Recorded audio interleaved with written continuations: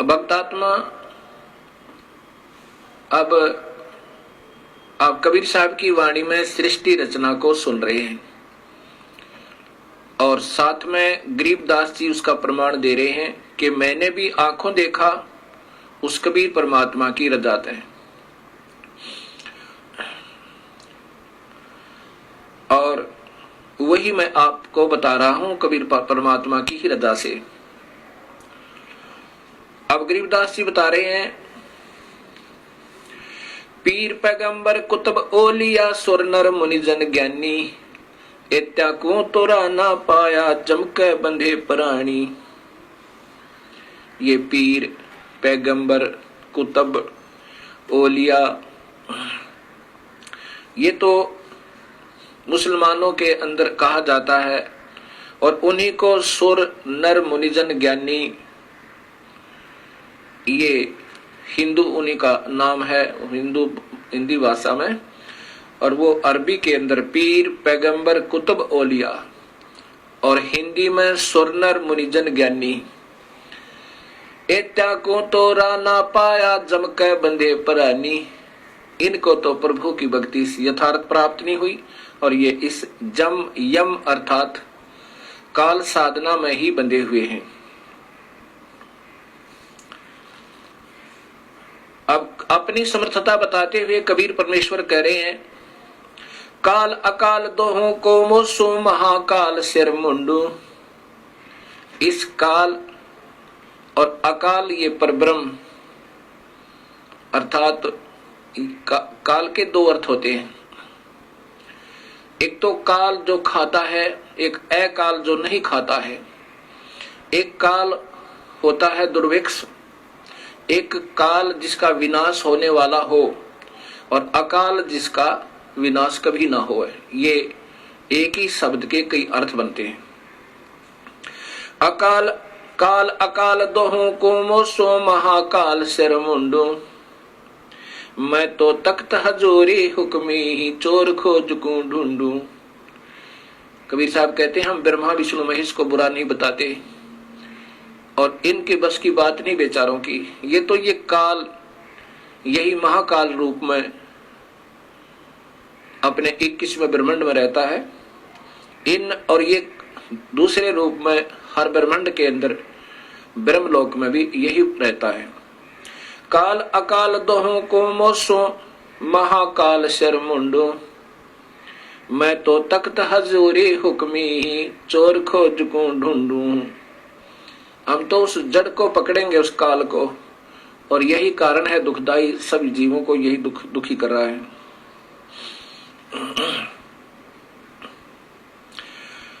मुल्ला माया मग में बैठी हंसा चुन चुन खाई। ज्योत स्वरूपी कहे निरंजन मैं ही करता बाई।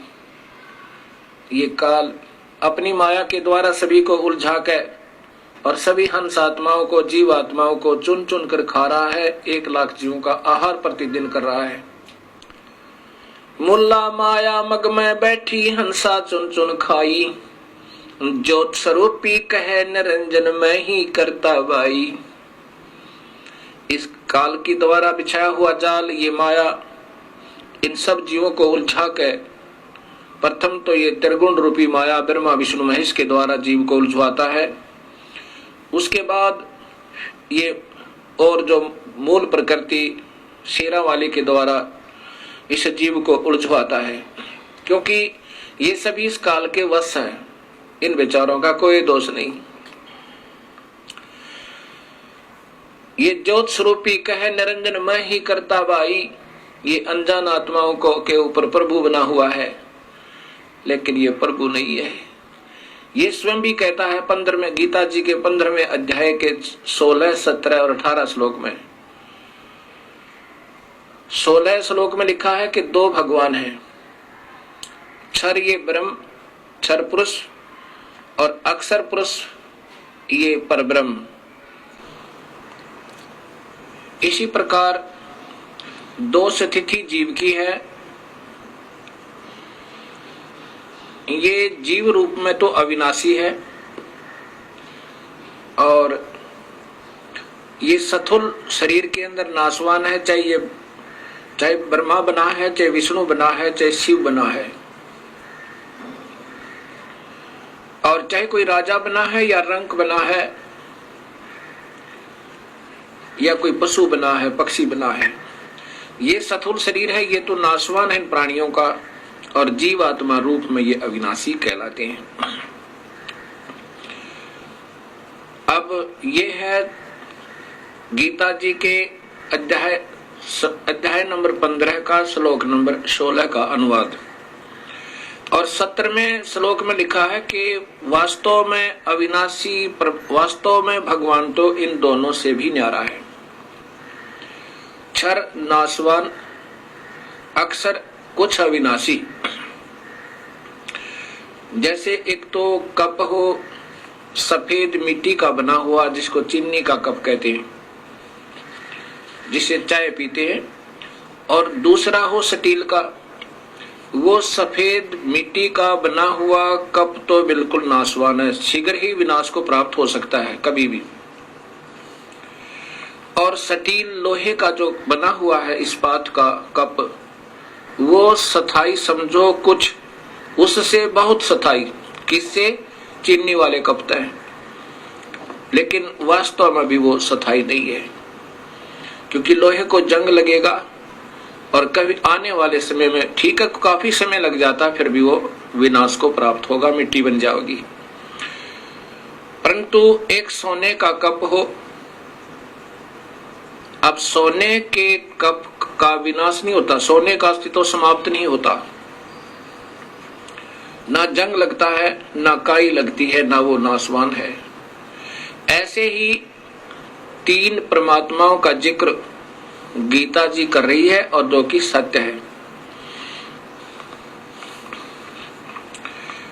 और वही परमात्मा जो वास्तव में भगवान कोई और है, और वही अविनाशी परमेश्वर वास्तव में अविनाशी है, वही तीनों लोकों में प्रवेश करके सबका धारण और पोषण करता है। अब जैसे 15वें अध्याय के गीता जी के ही प्रथम और द्वितीय श्लोक में लिखा है कि उल्टा लटका हुआ ये वृक्ष है अर्जुन, इसके ऊपर को जड़ है, नीचे को ये टहनियां हैं, तीनों गुण रूपी, रजगुण ब्रह्मा, सतगुण विष्णु, तमगुण शिव जी। और वही सबका पालन करता है, पालन पोषण करता है, जो मूल परमात्मा है, जो पूर्ण ब्रह्म है, जो वास्तव में अन्य भगवान है। ये एक संसार रूपी वृक्ष का उदाहरण समझो। ये ऊपर उल्टा लटका हुआ एक वृक्ष, जिसकी ऊपर को जड़ है, नीचे को ये शाखाएं और ये तना, मोटी डार आदि हैं। अब सबसे ऊपर ये वो परमात्मा है जो वास्तव में भगवान है, ये जानो। ये पूर्ण ब्रह्म, ये स्वयं कबीर देव है, कबीर परमेश्वर है। और नीचे, इससे नीचे जो बाहर ये तना है, ये अक्षर पुरुष अर्थात परब्रह्म है।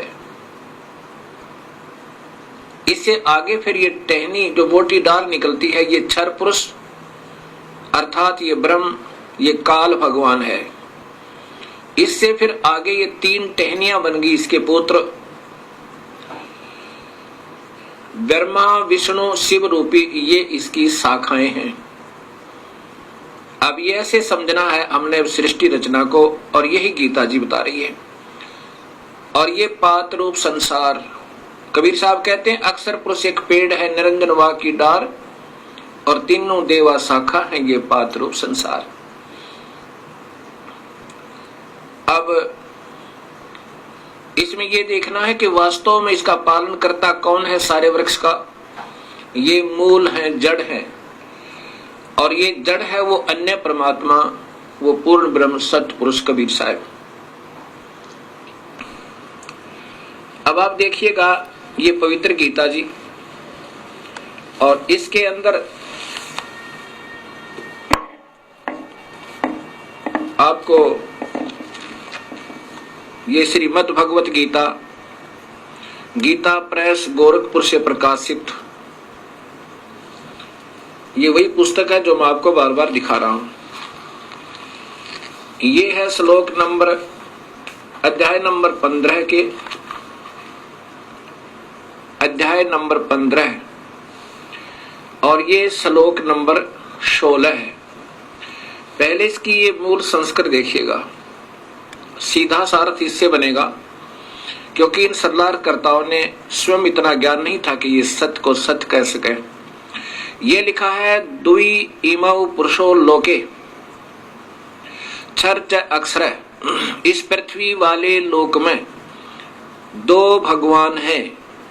दवी माने दो, दवी माने दो, इमौ माने इस, पुरुषो माने पुरुष, लोके माने संसार में, क्षर ये नासवान, ये क्षर ये ब्रह्म है, अक्षर ये पर ब्रह्म। द्वि पुरुषो, अक्षर पुरुष क्षर पुरुष, इन इस पुरुष को यहाँ दोनों स्थान पर लगेगा। ये एवं मन इसी प्रकार और इसी प्रकार च और इसी प्रकार क्षर सर्वाणी भूतानी कटुष्ट अक्षर उच्यते, इसी प्रकार जीव की दो स्थिति है।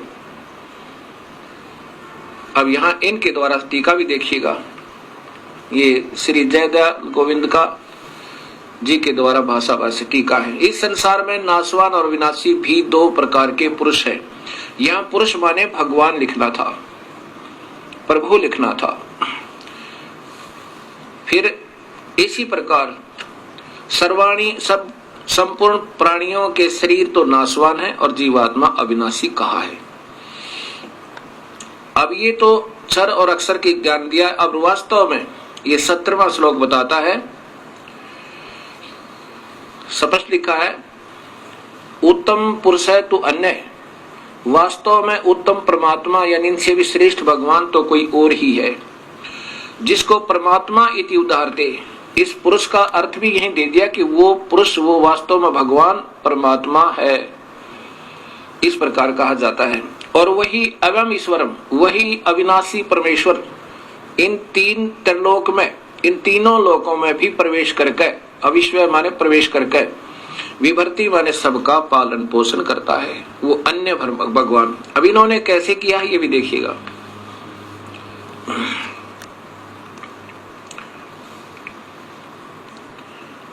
उत्तम पुरुष है तो अन्य ही है, इन्होंने भी स्पष्ट करने की कोशिश की है। यहाँ भगवान लिखना चाहिए था। उत्तम भगवान तो कोई अन्य है, प्रभु तो कोई अन्य है, तो तीनों लोकों में प्रवेश करके सबका पोषण का धारण पोषण करता है, अविनाशी परमेश्वर परमात्मा इस प्रकार कहा गया है।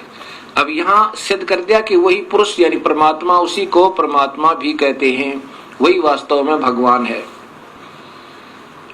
अब ये सिद्ध करना चाहता है दास ने कि गीता बता रही है कि परमात्मा कोई और है, ये स्वयं काल बोल रहा है गीता जी में, ये ब्रह्म बोल रहा है।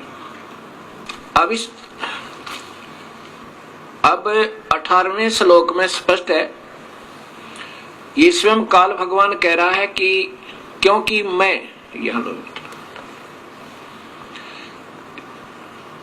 क्योंकि मैं नाशवान जड़ क्षेत्र से तो सर्वथा अतीत हूं और अविनाशी जीव आत्मा से भी उत्तम हूं, इसलिए लोक में और वेद में पुरुषोत्तम नाम से प्रसिद्ध हूं। क्या बताना चाहा है, यही मैं आपको बताना चाहता था। लोक वेद क्या है? सुना सुनाया ज्ञान लोक वेद कहलाता है।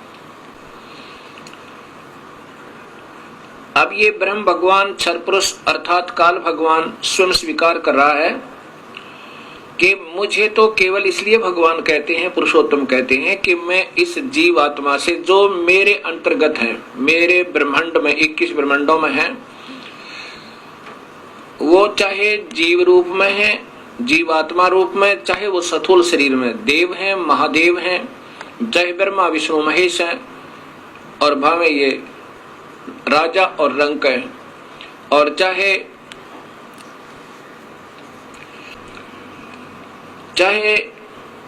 राजा है चाहे रंक है, ये जितने मेरे अंतर्गत प्राणी हैं, इनके ऊपर मैं प्रभु हूं, इनसे तगड़ा हूं, इसलिए मुझे पुरुषोत्तम कहते हैं। ये लोक वेद का अर्थ होता है लोक वेद का अर्थ होता है कि सुने सुनाई कथाओं के आधार पर, जैसे किसी क्षेत्र में किसी की पूजा है, किसी क्षेत्र में किसी देव की पूजा है, कोई किसी प्रकार साधना कर रहा है, कोई किसी प्रकार साधना कर रहा है, इन साधनाओं को लोक वेद कहते हैं, जो शास्त्रों के विरुद्ध है, जिसका शास्त्रों में प्रमाण नहीं है, या ज्ञान है तो वेदों में तक ही ज्ञान है, वेदों के आधार पर ज्ञान है, जैसा ऋषियों को ज्ञान हुआ कि ब्रह्म ही सर्वशक्तिमान है, उनकी अपनी सोच थी। या वेद में ऐसा नहीं है, न गीता में ऐसा है। इन्होंने ही इस ब्रह्म को पूर्ण सर्वशक्तिमान मान के और लोक वेद बना दिए, अपनी कथाओं के आधार पर इसको सर्वस्वा सर्वशक्तिमान, जैसे ब्रह्मा विष्णु महेश को अजर अमर अजन्मा, इनके कोई माता पिता नहीं, ऐसा बना दिया। ये लोक वेद था, ये शास्त्र में प्रमाण नहीं था। शास्त्र को पढ़ा भी लेकिन ना समझने के कारण जो लोक वेद बन गया। ऐसे कहा कि मैं तो केवल लोक वेद के आधार पर पुरुषोत्तम कहलाता हूं, क्योंकि ऋषियों को पूर्ण ज्ञान नहीं हो पाया। वेद भी पढ़े और उसमें पूर्ण परमात्मा के महत्व जैसा ही इस ब्रह्म को जानकर इसकी ही साधना ओम नाम के जाप से करते रहे। तो यह स्पष्ट कह रहा है कि मुझे जो ऐसा, मैं इसलिए प्रभु माना जाता हूं, और जो मुझे ऐसे परमात्मा मान रहा है अपने ही ज्ञान से, वास्तव में उसको ज्ञान सही नहीं है, तो वो मुझे ही हमेशा भजता रहता है। और ये अनमोल शास्त्र मैंने तेरे से बता दिया, रहस्य युक्त। भगवान रहस्य युक्त क्यों कहा? जब ज्ञान है तो स्पष्ट सबके सामने ही आना चाहिए था।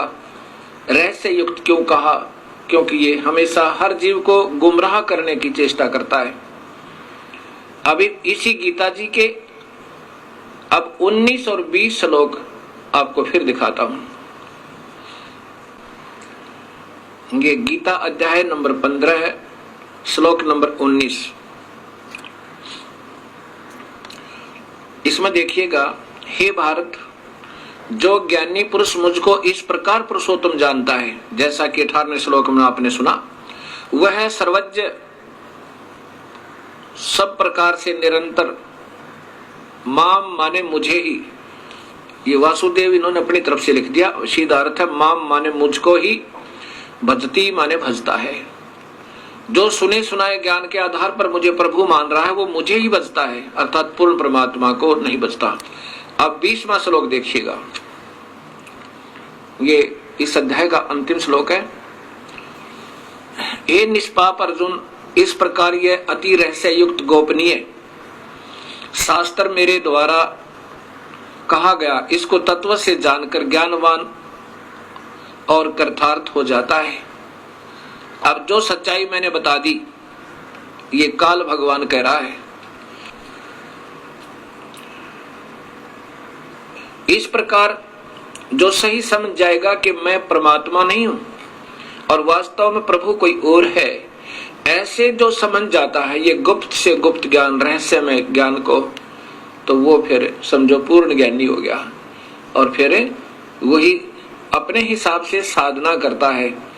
अब इसी गीता जी के 15वें अध्याय का प्रथम और द्वितीय श्लोक ये स्पष्ट करता है कि उल्टा लटका हुआ वृक्ष, ये देखिएगा, यही पंचोदश अध्याय चल रहा है, 15वां अध्याय,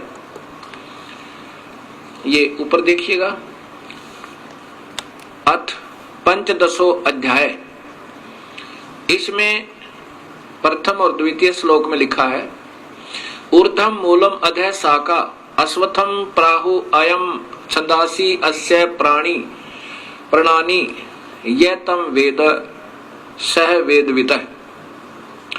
ये उल्टा लटका हुआ, ऊर्ध्व मूलम माने ऊपर को जड़ वाला, अधः माने नीचे को शाखाएं वाला, ये मजबूत एक वृक्ष कहा है, संसार रूपी वृक्ष समझो। और छंदासी अस्य प्रणानी, अर्थात इसके वेद आदि भी इसी का गुणगान करते हैं। और उस तम माने उस अज्ञान अंधेरे में छुपे हुए उस परमेश्वर के वेद माने ज्ञान को जो सही जान लेता, स वेदवित है, वत्वति वेदवित, वह वास्तव में ज्ञानी है। अब ये तो सीधा सा बना है, आगे देखिएगा श्लोक नंबर 2। श्लोक नंबर 2 इसमें लिखा कि इस वृक्ष की तीनों गुण प्रवदा, उस वृक्ष की, ये देखो ऊपर,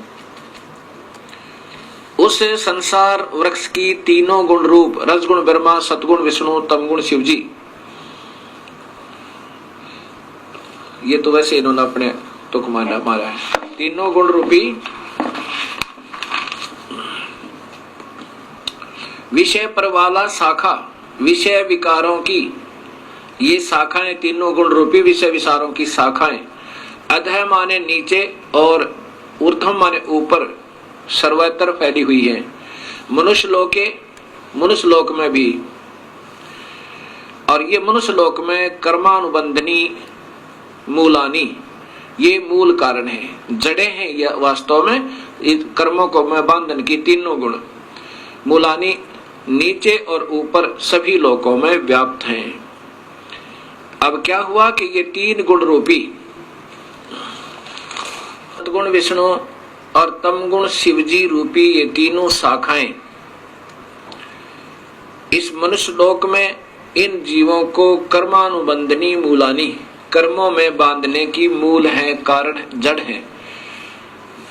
अब इस प्रकार इस गीता जी के ज्ञान को हम समझ के और फिर आगे चलेंगे, तब हम इसको सही ढंग से समझ पाएंगे। क्या बताया?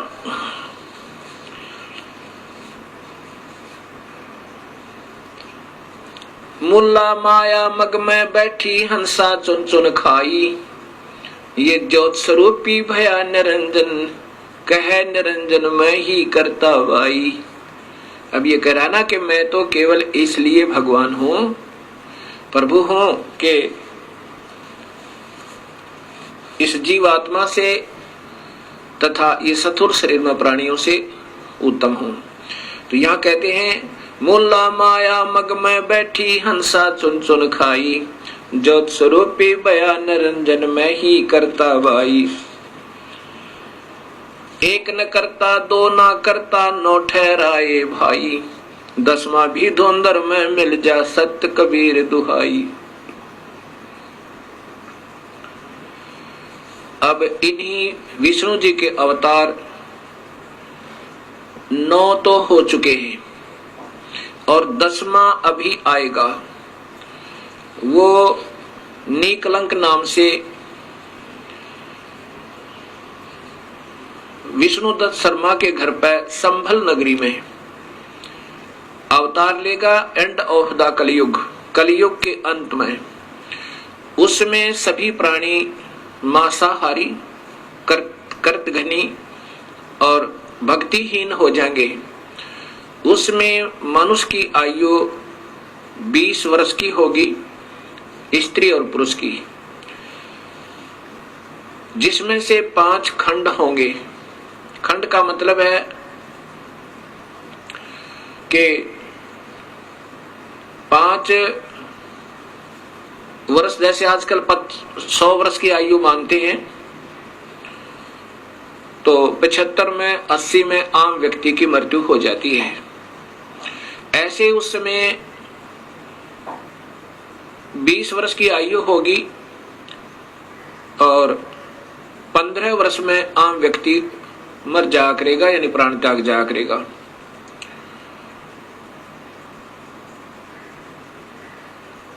उसमें 5 वर्ष की लड़की के बच्चे उत्पन्न होने प्रारंभ हो जाएंगे और कुल कद जो है, हाइट मानव की ज्यादा से ज्यादा 1.5 या 2 फुट होगी। ऐसे बिल बना करके रहा करेंगे, सब मांसाहारी होंगे। उसमें पृथ्वी के अंदर उपजाऊ अंश नहीं रहेगा। उन कृतघ्नी प्राणियों को समाप्त करने के लिए ये काल अपना ही कोई वहां गण, जैसे 10वां अवतार कौन आएगा? ये राजा हरिश्चंद्र जो कलयुग में बड़े महान पुरुष हुए हैं, उन्होंने प्रभु के लिए अपने बच्चों को भी बेच दिया, अपनी पत्नी को भी बेच डाला, लेकिन अपना सत्य नहीं हारा। इस प्रकार अब वो उस समय की हुई अच्छी साधना के आधार पर स्वर्ग में है, और फिर स्वर्ग भोग के उसी को फिर ये 10वां अवतार बना के ये काल भेजेगा, फिर उसके कर्म बिगड़वा देगा। यहां पर वो सबको खत्म करेगा। जैसे परशुराम जी ने अक्षत्रियों को काट डाला, उसको शक्ति दे दी काल ने, और ऐसे ही महाभारत का जब युद्ध करवाना था, अर्जुन को शक्ति दे दी काल ने, और जब वो अनर्थ हो लिया फिर वो छीन ली, और फिर वो अर्जुन बिल्लों ने पीटा, और वो गांडीव धनुष नहीं चला उससे। तब वो स्वयं अर्जुन कहता है कि मेरे को भगवान कृष्ण ने छल लिया, युद्ध करवाना था तब तो शक्ति दे दी, अब मेरे से ये धनुष नहीं चल रहा।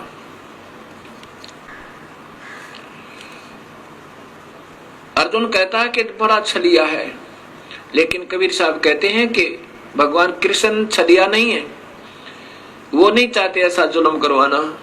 ये तो सब खेल काल खेल रहा है, और ये ब्रह्मा विष्णु महेश और इन्हीं के अवतार बनाकर वो काल इन सबको नचा रहा है।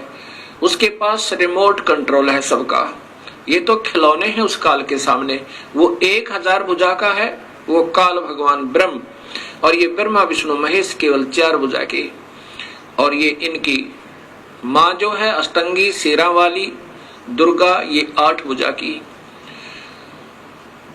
अब ये देखना, एक तो 1000 हॉर्स पावर की मोटर हो, और एक 4 हॉर्स पावर की हो, एक 16 कला के हो, 16 हॉर्स पावर की मोटर हो, और एक 1000 कला की यानी पावर हॉर्स पावर की हो।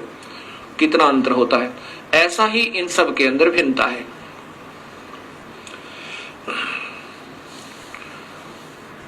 तो इस प्रकार ये काल सभी को नचा रहा है, और वो 10वां जो अवतार आएगा राजा हरिश्चंद्र, यहाँ इन सब कर्तघनी प्राणियों को मार डालेगा, और वहां जितनी हत्या वो करेगा उसके पाप कर्मों को उसकी ही अकाउंट में लिख दिया जाएगा। और जब ये अवतार यहाँ अपना 10वां पूरा कार्य करके चला जाएगा या उछल कूद के, फिर इसको नरक में ठोका जाएगा जब इसके पुण्य अक्षीण हो जाएंगे। ऐसे ये काल सबको धोखा देके अस्थायी सुख दिखा के इन सबको नचा रहा है, ऐसा कबीर परमेश्वर बताना चाहते हैं। 88 दीप मुनीश्वर बंदे मुल्ला डोरी। इस काल की ही माया के अंदर फंसे हुए हैं कौन कौन? 88,000 ऋषि और 33 करोड़ देवता, 9 नाथ 84 सिद्ध, और ये ब्रह्मा विष्णु महेश जैसी पुण्यात्मा भी ये काल की ही डोर के बंधे हुए हैं, इनसे बाहर नहीं है। 88 दीप मुनीश्वर बंदे मुल्ला डोरी, इतम जमका तलबाना चलियो पुरुष किशोरी। इन इतनों में तो 21 ब्रह्मांड में तो काल ही का तलवाना अर्थात हुक्म चलता है।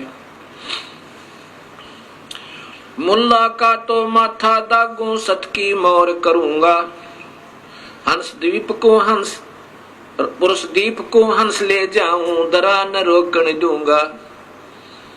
अब कबीर परमेश्वर कहते हैं कि इस काल की मुल्ला माया अर्थात सब माया को मैं काट दूंगा, और अपने हंस को सतलोक में पुरुष दीप में पूर्ण परमात्मा वाले लोक में ले जाऊंगा।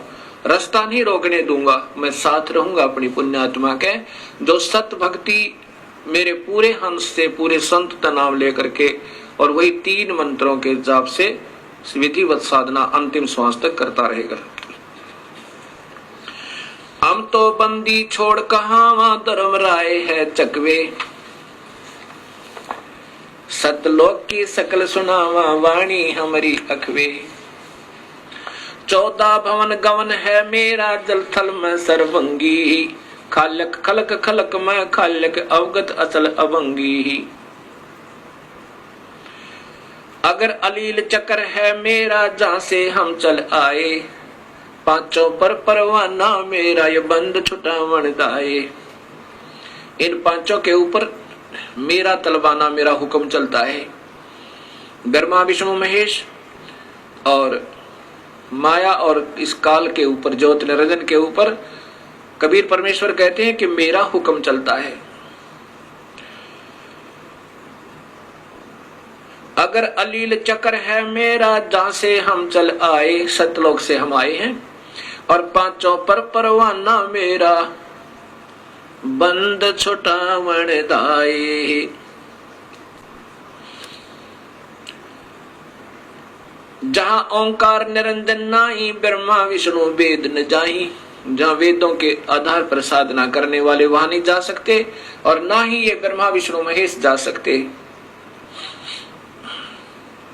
जहां ओंकार निरंजन नाही, ब्रह्मा विष्णु वेद न जाही। जहां करता ने जन भगवाना, काया माया पिंड ने पराना। पांच तत्व गुण तीनों गुण नाही, जहां काल द्वीप और नहीं झाई। अमर करूं सतलोक पठाऊं, ताते बंदी छोड़ कहाऊं। बंदी छोड़, बंधन छुटवाने वाला, पाप कर्मों को काटने वाला वो कबीर परमेश्वर कहता है कि अमर करूं, ऐसे लोक में ले जाऊं ये सत सार नाम और सत्य नाम देकर, वहां से फिर तेरा मरण नहीं होगा। अमर करूं और सतलोक पठाऊं, सतलोक ले जाऊं, भेज दूं। इसलिए मैं बंदी छोड़ कहलाता हूं, ताते बंदी छोड़ कहूं। जैसे यजुर्वेद के 5वें अध्याय के 32वें श्लोक में स्पष्ट लिखा है कि वो कबीर परमेश्वर है जो इस काल की बंधन से छुटवाता है, और वो आकार में है।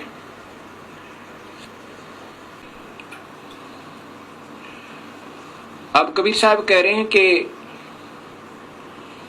अमर करूं सतलोक पठाऊं, ताते बंदी छोड़ कहाऊं।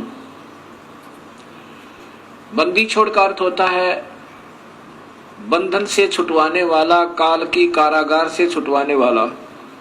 अब ऋग्वेद आपको बताएगा कि वो बंदी छोड़ कौन है, ये आपके यजुर्वेद बताएगा। ये यजुर्वेद आपको दिखाते हैं।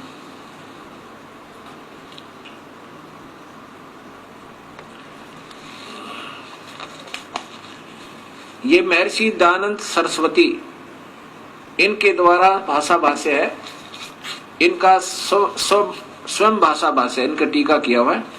और ये श्लोक नंबर 32वां अध्याय नंबर 5 का श्लोक नंबर 32 आप देखिएगा। ये रहा,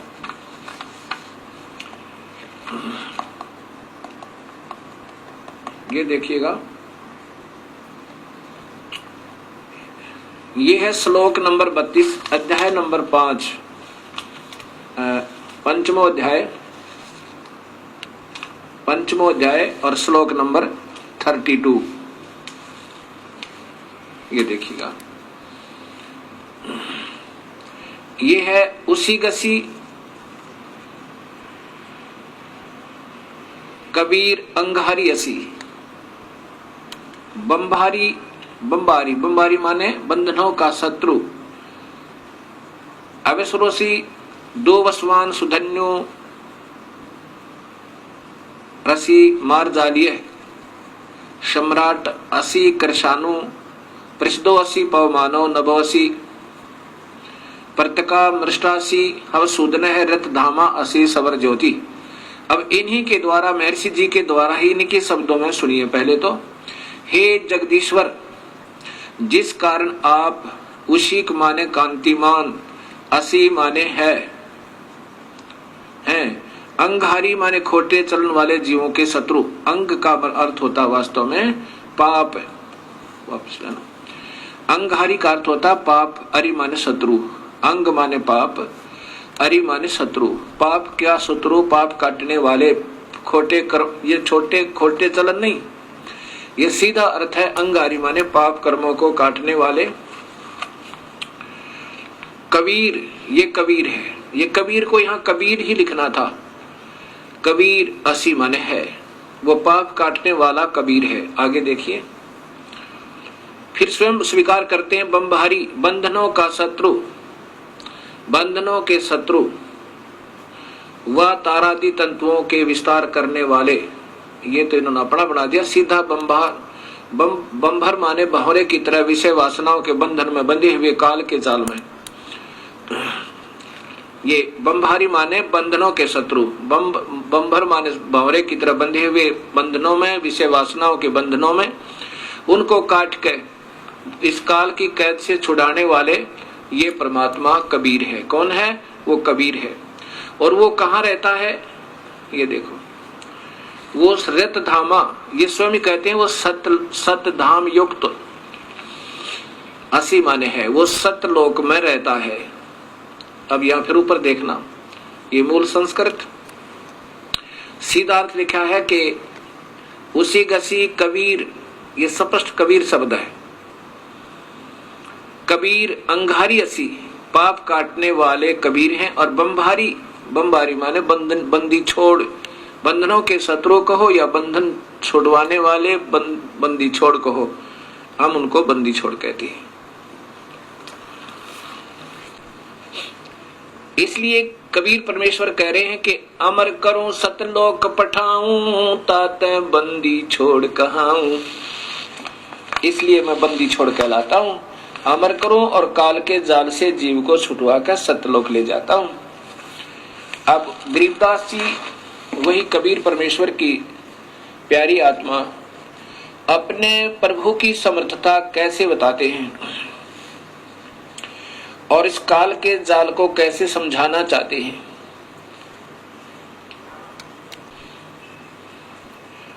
अब क्या बताते हैं? माया अर्थात ये प्रकृति देवी और इसके काल के वश होकर ये और ये काल दोनों अपने ही प्राणियों को अपने आप ही पैदा करके और स्वयं ही खाते हैं। माया आद निरंजन बाई, अपने जाए आप खाई। ब्रह्मा विष्णु महेश्वर चेला, ओहम सोहम का है खिला। ये ब्रह्मा विष्णु महेश, ये तीनों इसी के अधीन हैं। ये बेचारे इस काल के वश हैं। और ये ओम सोहम का है खेला। ओम ये माया है और ये काया समझो, और इसमें जीव इस काया के अंदर इन्होंने फंसा रखा है। शिखर सुन में धर्म अन्यायी, जिन शक्ति डायण मैल पठाई। शिखर सुन में ये धर्म, ये काल अन्यायी कहा है कि इसने किसी को भी सत्य नहीं बता रखा, सबको धोखे में देकर रखता है। अभी आप देखिएगा ये 21 ब्रह्मांड का चित्र, ये शिखर शून्य में, यहां देखो ये 21 ब्रह्मांड का, इस काल के ब्रह्मांडों का चित्र है। ये ज्योत निरंजन काल ब्रह्म के 21 ब्रह्मांड का लघु चित्र। ये काल यहां बैठा है।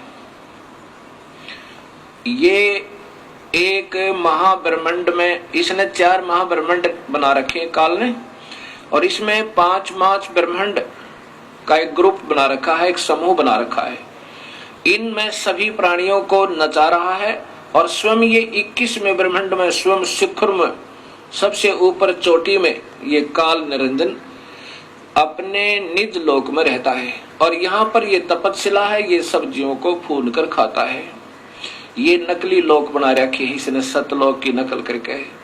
और यहाँ पर वो 12 दूतों को रखता है, जहाँ पर अपने नकली दूत बनाकर, संत बनाकर भेजता है, जो सब शास्त्र विरुद्ध साधना बताते रहते हैं। शिखर सोन में धर्म अन्यायी, युग काल अन्यायी, जिन शक्ति डायण मैल पठाई। यहाँ पर अपनी शक्ति से, इस देवी से सभी ब्रह्मांडों में स्वयं ही एक एक ब्रह्मलोक बनाकर और वहां सबको नचा रहा है और ब्रह्मा विष्णु महेश की उत्पत्ति करता रहता है।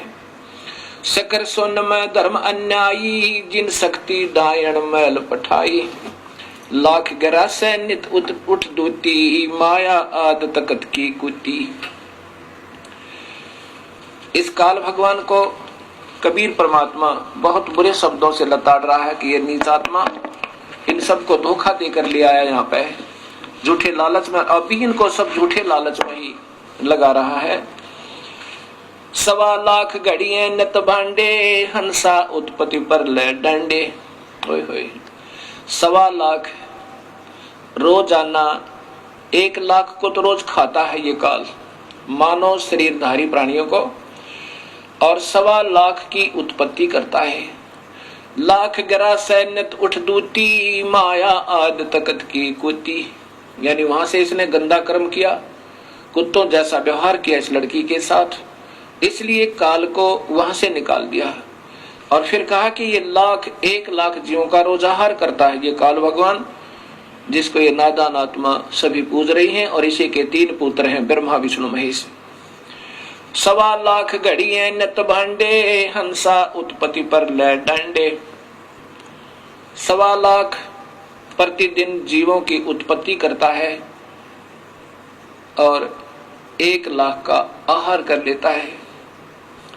ये भक्त आत्मा हंस आत्माओं को जन्म और मरण के दंड से दंडित करता रहता है। ये तीनों चेला पटपारी, सरजे पुरुषा सरजी नारी। खोखापुर में जीव भुलाने, स्वप्ना विष्ट बैकुंठ। खोखापुर में जीव भुलाए, स्वप्न विष्ट बैकुंठ बनाए। इस खोखापुर में इस काल का लोक दिखा तो ये सतलोक जैसा है, यानी उसकी नकल कर रखी है। और ये सब ऊपर से कवर, खोखा माने कवर, वो तो ठीक लगता है सही ओरिजिनल माल जैसा, लेकिन अंदर माल डुप्लीकेट है। कीड़ी कुंजर और अवतारा, हरहट डोर बंधे कई बारा।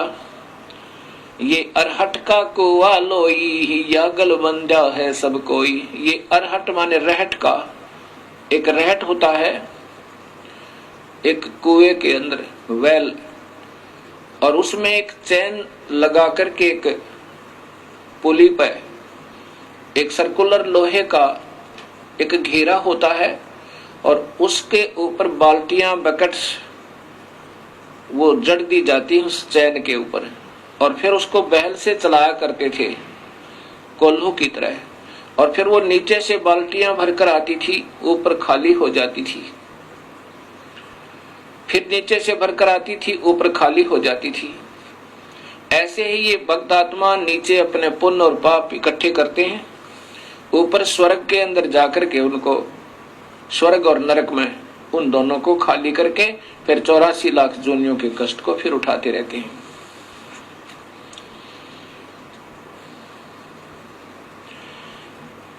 कीड़ी कुंजर और अवतारा, हरहट डोर बंधे कई बारा।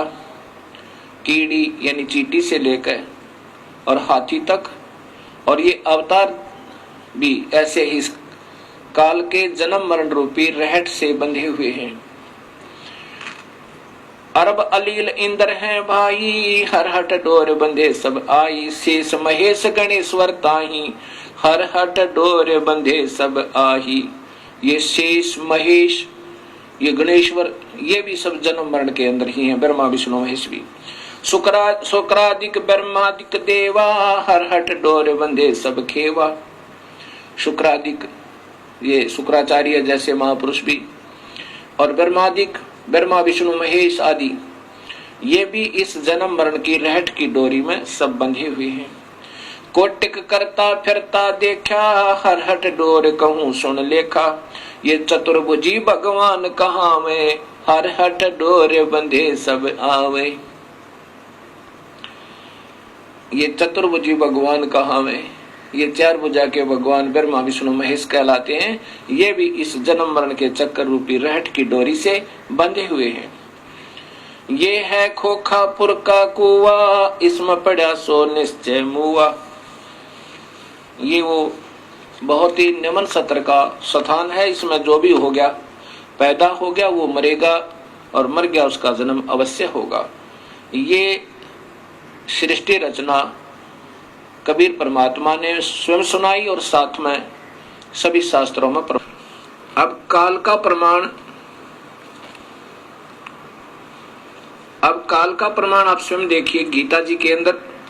ये ब्रह्म काल सत्पुरुष स्वयं अपने आप को कहता है कि मैं काल हूं। श्रीमद् भगवत गीता, गीता प्रेस गोरखपुर से प्रकाशित है, वही पुस्तक है ये। इसमें अध्याय नंबर 11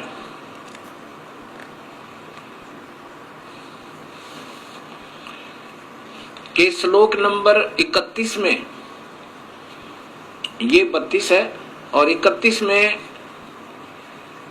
अर्जुन पूछ रहा है कि मुझे हे भगवान, हे उग्र रूप वाले, जब इन्होंने विराट रूप दिखाया, 1000 भुजा का, 1000 आंखें आदि आदि, तो अर्जुन पूछ रहा है कि मुझे बतलाइए आप उग्र रूप वाले कौन हैं? हे देवों में श्रेष्ठ, आपको नमस्कार हो, प्रसन्न होइए। आधम, आधम का अर्थ होता है यम माने आदि माने पुराना, यम माने काल। हे वास्तव में काल रूप, इन्होंने आदि पुरुष लिखा। भवंत, आपको विशेष रूप से जानना चाहता हूं, क्योंकि आपकी प्रवृत्ति को नहीं जानता। अब देखो, अर्जुन पूछ रहा कि आप कौन है, तो स्वयं ये ब्रह्म कहता है। श्री भगवान वाच, नीचे देखिए, अर्जुन के पूछने पर श्री भगवान बोले, हे अर्जुन, मैं लोगों, ये 32वां श्लोक है, ये देखिएगा, ये 32वां श्लोक है। लोगों का नाश करने वाला बढ़ा हुआ काल हूं। ये तो बढ़ा चढ़ा के लिखते हैं, काल है, महाकाल लिख दिया। मैं काल हूं, इसमें इन लोगों को नष्ट करने के लिए प्रवृत्त हुआ हूं। हे ये जो प्रतिपक्ष की सेना में सथित योद्धा लोग हैं, ये तेरे मारे बिना भी, ये देखिएगा कि जितने ये वे सब तेरे मारे बिना भी नहीं रहेंगे, इन सब का नाश हो जाएगा। अब यहां फिर देखिएगा, ये कहते हैं कि मैं अब प्रवृत्त हुआ हूं। प्रवृत्त हुआ हूं मतलब मैं प्रकट हुआ हूं, ये स्वयं कहते हैं। फिर देखना, लोगों का विनाश करने वाला, लोगों को विनाश करने वाला बढ़ा हुआ काल हूं। स्वयं स्वीकृति दे रहे हैं कि मैं काल हूं, इसमें इन लोगों को नष्ट करने के लिए प्रवृत्त हुआ हूं। अर्थात प्रवृत्त हुआ हूं क्यों कहा? क्योंकि भगवान श्री कृष्ण नहीं थे, अपनी सिद्धि से काल श्री कृष्ण जी के शरीर में प्रवेश कर गया, और जो प्रतिपक्ष की सेना में स्थित योद्धा लोग हैं, ये तेरे मारे बिना भी मैं मर जाएंगे, मैं इनको खत्म कर दूंगा। अब आप देखिएगा, ये विष्णु महापुराण, इसमें स्वयं स्वीकृति दी है कि विष्णु का, अर्थात ये काल ही महाविष्णु, महाब्रह्मा, महाशिव रूप में ये डबल रोल करता है, स्वयं ही रोल करता है। गीता प्रेस गोरखपुर से प्रकाशित श्री विष्णु महापुराण, श्री विष्णु पुराण, इसके अंदर देखिए, ये संस्कृत भी साथ है, यहां से देखिएगा। हे द्विज, परब्रह्म का प्रथम रूप पुरुष है, यानी ये दिक काल जो है ये ब्रह्म है। परब्रह्म तो ये वैसे तुक्के मारा अपने हिसाब से अनजानपने में। ब्रह्म का प्रथम रूप तो पुरुष है। अव्यक्त और व्यक्त, ये इनकी अपनी सोच है। व्यक्त, अव्यक्त और व्यक्त। अव्यक्त माने ये प्रगट आकार में नहीं आता, और व्यक्त व्यक्तिगत रूप यानी प्रगट होकर ये ब्रह्म लोक में रहता है, चतुर्भुज रूप में, महाब्रह्मा महाविष्णु रूप में, उसके अन्य रूप हैं। अव्यक्त माने निराकार, व्यक्त आकार। अव्यक्त ये किसी के सामने नहीं आता अपने वास्तविक काल रूप में, ये वहां 21 में ब्रह्मांड में आकार में ही रहता है। और यहाँ व्यक्त महाब्रह्मा महाविष्णु महाशिव रूप में, ब्रह्मलोक में व्यक्त रूप में, आकार रूप में रहता है, उसके अन्य रूप हैं। तथा काल उसका परम रूप है। असली रूप काल है, किसका? उस काल का, ज्योत स्वरूपी निरंजन का। अब यहां देखिएगा कि भगवान विष्णु जो व्यक्त अव्यक्त पुरुष काल रूप से स्थित होते हैं, व्यक्त।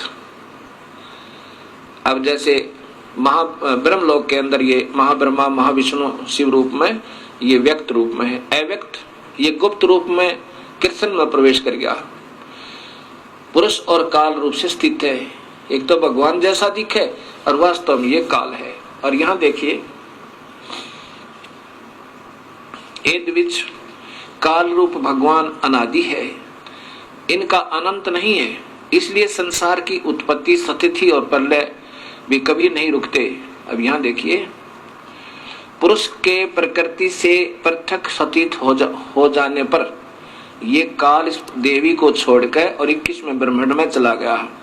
हो जाने पर विष्णु भगवान का काल रूप परिवर्त होता है।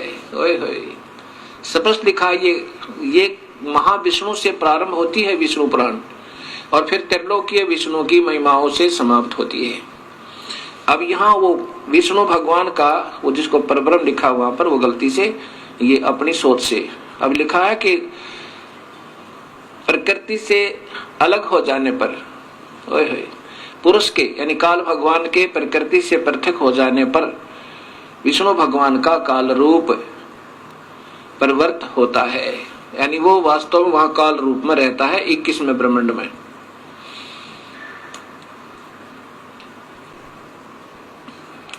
अब ये सामने देखिएगा एक ब्रह्मांड अंड का लघु चित्र।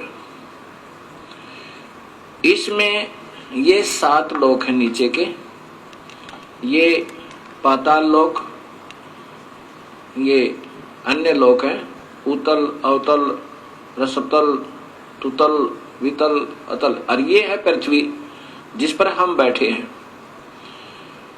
और ये इधर देखिएगा ये इंद्र लोक है, ये स्वर्ग और नरक लोक है, ये धर्मराय का लोक है जहां पर सब प्राणियों का लेखा जोखा होता है, जो यहाँ का एक न्यायाधीश नियुक्त किया गया है काल भगवान के द्वारा। ये काल भगवान के तीसरे पुत्र शिव जी हैं, ये शिवलोक है। और ये प्रथम पुत्र ब्रह्मा है, ब्रह्मा लोक में, और ये विष्णु जी का लोक है, ये सेकंड पुत्र ब्रह्मा काल का। और ये काल यहाँ रहता है व्यक्त रूप में, महाब्रह्मा महाविष्णु महाशिव रूप में, और ये प्रकृति देवी का अलग से लोक भी है, और फिर इसको यहाँ भी अपने साथ अपनी पुत्री रूप में रखता है। जब ये इनसे अलग हो जाता है, और यहाँ पर ये एक मानसरोवर भी है, और ये कबीर परमात्मा भी हर ब्रह्मांड में अपना अन्य रूप बनाकर, और इनका सतगुरु का भी एक स्थान यहाँ पर हर ब्रह्मांड में है।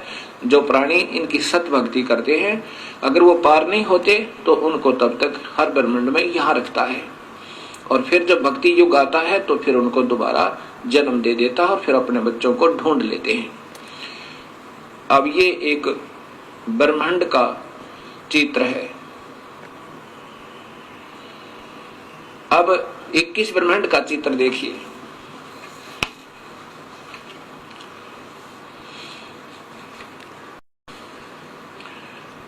अब यहां ये देखिए पूरा का पूरा। अब क्या कहा विष्णु पुराण में कि जब ये प्रकृति से भिन्न हो जाता है, हर ब्रह्मांड में अपने उत्पत्ति करके, ये एक ब्रह्मांड है, ये 5 महाब्रह्मांड का ग्रुप है, 5 ब्रह्मांड का, और एक महाब्रह्मांड बनाया हुआ इस काल ने। इस एक एक ब्रह्मांड में अपनी पत्नी के साथ रहकर एक एक ब्रह्मा, एक विष्णु, एक शिव की उत्पत्ति करके एक ब्रह्मांड की शुरुआत कर देता है। फिर इनसे भी अलग हो जाता है, फिर इनके साथ नहीं रहता, वो काल यहाँ रहता है। देखो कितना स्पष्ट किया है कि वो फिर काल रूप हो जाता है इस 21वें ब्रह्मांड में। तो यहाँ गरीबदास जी कहते हैं, शिखर सुन मधुरम अन्यायी जिन शक्ति दायन मैल बैठाई। इसको छोड़ के प्रकृति से ये दबाव से काम लेता, जबरदस्ती बाई फोर्स। ऐसे ही सभी तीनों पुत्रों को रजगुण सतगुण तमगुण बनवा दिया। अब ये बेचारे क्या करें, जैसे मिर्च बन गई तो मिर्च का स्वभाव तो रहेगा ही, उसका क्या दोष बेचारी का। अब यहां देखिएगा कि आपको ऋग्वेद दिखाऊंगा। उसमें लिखा कि इस काल ने इन सभी 21 ब्रह्मांडों को ऐसे गोल आकार वृत्ताकार में सबको घेर कर और उससे भी बाहर बैठा है, इनसे भी बाहर बैठा है, यहां बैठा है। अतितिष्ठन्त इनसे भी बाहर है, वृत्ताकार में गोलाकार में रोक के। अब ऋग्वेद दिखाता हूं सृष्टि रचना में। अब देखिएगा ये ऋग्वेद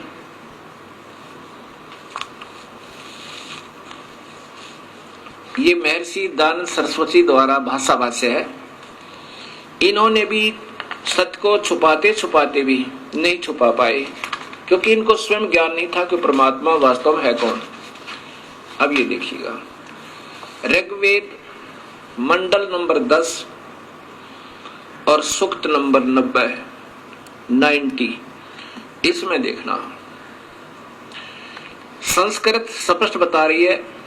यहां देखिए सहस्रा शीर्षा सहस्रा अक्षय सहस्र पात है स भूमि विश्वस्तो वृत्वा। ये देखना वृत्वा अतितिष्ठन्त 10 उंगलम पुरुष है परमेश्वर। ये काल भगवान, पुरुष माने काल भगवान, क्योंकि अब सहस्रा शीर्षा संसार के सिरों वाला, सहस्रा संसार के नहीं 1000 सिर वाला, जैसे गीता में लिखा है हे सहस्रा बाहु सहस्रा अक्ष वाले, सहस्रा अक्षय और हजारों आंखों वाला। इन्होंने संसार की आंखों वाला लिखा है, जबकि सहस्र माने 1000 होता है। 1000 पात है, 1000 पैरों वाला सहस्रा पात। अब मैं जो बताना चाहता हूं कि ये क्या लिखा है, स माने वह भूमि, इस भूमि वाले पृथ्वी वाले लोकों में प्रकृति को विश्वता माने सब और से वृत्वा, ये वृत्वा माने गोल आकार में घेर के 10 उंगलम। इन्होंने 10 इंद्रियों लिखा नहीं, 10 उंगल माने इन 10 इनसे बाहर, यानी अपने पूरे काबू में करना। 10 उंगलम में माने पूरे काबू में करके। अतितिष्ठत यानी इनसे भी बाहर बैठा है। अब ये संस्कार दिखाई आपको।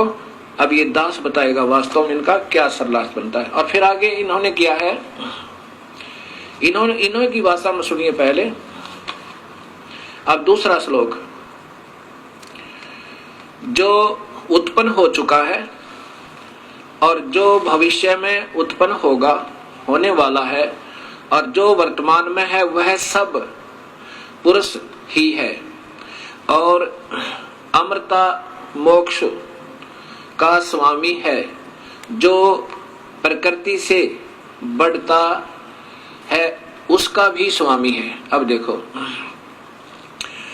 ये परब्रह्म की महिमा है, वो ब्रह्म की महिमा थी। अब आगे देखिएगा, इन्होंने गोलमोल कर दिया। आगे देखो, एतावान इतनी ही इस पुरुष की जगत आदि विभूति है। स्पष्ट लिखा है कि एतावान इतनी ही इस पुरुष की महिमा अर्थात जगत आदि विभूति है, और पुरुष वह परमेश्वर तो यानी इस भगवान 1000 भुजा वाले थे, तो वह परमेश्वर तो स्वयं लिख रहे हैं इससे भी बड़ा है। देखो महर्षि दानंद स्वयं 2 भगवान तो आप ही स्वीकार कर रहे हैं कि वो वास्तव में परमात्मा। पहले तो 1000 भुजा वाला भगवान, अब कहते हैं ये तो इतनी ही महिमा है उस भगवान की तो, लेकिन वो परमात्मा वह परमेश्वर अर्थात दूसरा कोई भगवान है वो इससे भी बड़ा है। हे मालिक, 2 भगवान स्वयं स्वीकार करते हैं और स्वयं कहते हैं भगवान है ही नहीं, निराकार है, एक ही प्रभु है, विश्व समस्त भूत जात इसका एक पैर है, एक पैर है, पाद है, इसके 3 पाद ज्ञान प्रकाश दिदिनी दिवी है, ये अमृतम अविनाशी है।